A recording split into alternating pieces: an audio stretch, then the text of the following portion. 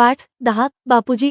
एकदा महात्मा गांधीजी आगगाडीतून आपल्या अनुयायींसोबत प्रवास करत होते. त्यांच्या शेजारी बसलेला माणूस त्या गाडीतच 2 बाकांमध्ये पचकन थुंकला. महात्मा गांधीजींनी त्या गृहस्थाकडे एक नजर टाकली व एका कागदाने ती थुकी पुसून टाकली व तो कागद कोपऱ्यातल्या कचऱ्याच्या बादलीत नेऊन टाकला.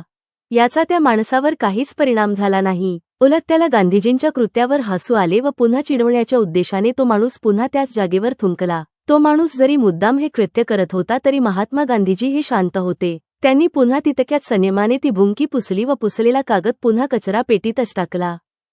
प्रवास करीत असलेल्या आगगाडीमध्ये महात्माजींचे बरेच अनुयायी होते. त्यांनी हे दृश्य पाहिले तेव्हा त्यांनी त्या माणसाला त्याच्या चुकीच्या वागणुकीबद्दल समजावले. पण वृत्ती खराब तर व्यक्ती खराब या उक्तीप्रमाणे तो माणूस होता. त्याला या समजावण्याचा काहीच फरक पडला नाही. उलट तो मुद्दाम त्रास देण्याच्या हेतूने पुन्हा पुन्हा त्या जागेवर थुंकायला लागला व गांधीजी मात्र आपल्या संस्काराप्रमाणे ती भुंकी पुसत राहिले.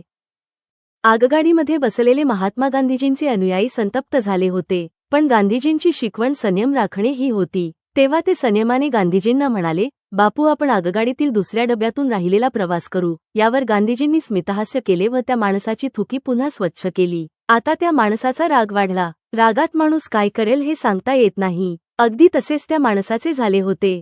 तो वारंवार एकच चूक करत होता. गांधीजी तितक्याच प्रेमाने ते साफ करून घेत होते. शेवटी तो शरमला व त्याने गांधीजींचे पाय धरून माफी मागितली.